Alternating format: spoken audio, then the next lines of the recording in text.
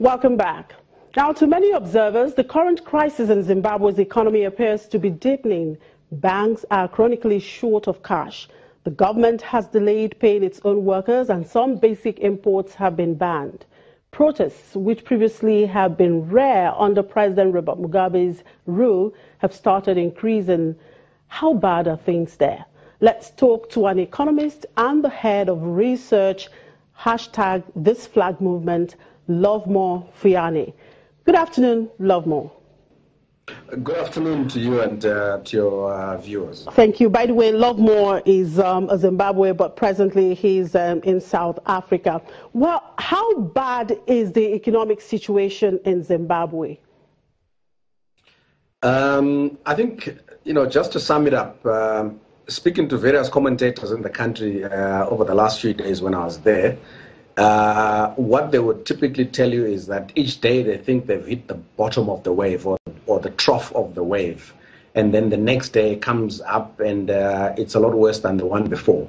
So the situation is pretty dire. Zimbabwe has basically been reduced to an economy of vendors and consumers. There's hardly any manufacturing sector to speak of. I think if anything, it's in the region of about 34% capacity utilization at the moment. The state of liquidity within the economy is very dire.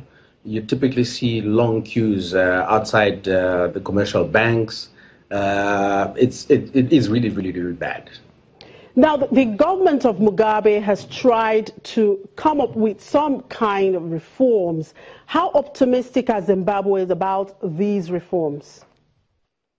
Well, the government of Mr. Mugabe has been in power for 36 years.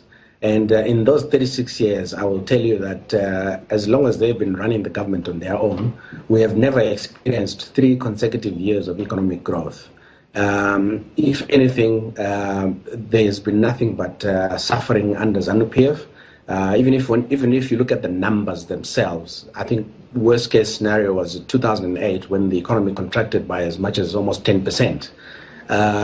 So it was only when the government of national unity was put in place in 2009 that we started experiencing some growth, and the economy reached, I think, the levels of about $14 billion US dollars GDP, only just barely.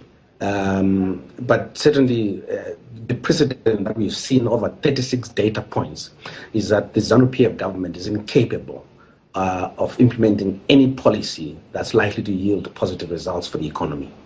Now, looking at the banking industry there generally, we talked about the cash crunch, the cash situation there. How bad is it with them? How much impact has that had on the banking system there? Well, there's a little bit of good, but mostly bad. The positive side is that supposedly by accident, Zimbabwe could become one of the world's first cashless economies. But the negative side of it is that it still very much is a cash economy, and there is hardly any cash in the system. The banks simply cannot cope with the level of demand for physical cash. Even when people have money in their bank accounts, they cannot get access to it. I think some banks limit it to as little as $50 US a day. And typically, if you're running expenses of $400 a month, what it means is that you must actually take 4 days off in the month, or maybe as many as 8. Where the institution only grants you $50 a day in order for you to be able to access that money and settle your obligations. The situation is pretty bad. It really, really is very dire. Now, the government had talked about introducing what they call bond notes as a cash substitute. They are to be pegged to the US dollar and would have no value outside Zimbabwe. Could that be a possible solution to the problem? By and large, no. And the simple reason is that our understanding, speaking to some of the people inside the system, is that when the idea was mooted, it was meant to be utilized as an incentive scheme for exporters and would only circulate between the exporters and the commercial banks as well as the Reserve Bank. But what has happened is that this so-called bond note will now be in open circulation. In other words, ordinary consumers would now have access to it. Retailers would now have stock of this so-called bond note, which they can't use to restock on inventory that is imported from outside the country because it only trades inside the country. So Zimbabwe, in essence, is actually printing its own US dollar, as it were, a phantom US dollar, if you like. Now, do you still see Zimbabwe as an investment destination? I think there is a change of direction and a change of regime. Yes, Zimbabwe could be a very attractive investment destination. It's got an impressive array of resources, very diversified naturally. It's got impressive human resources, people that are highly skilled and highly educated in all kinds of industries that you could think of. I think some of the people in Zimbabwe, you could actually take them and go and employ them even in places like Silicon Valley. That's how skilled Zimbabweans are generally.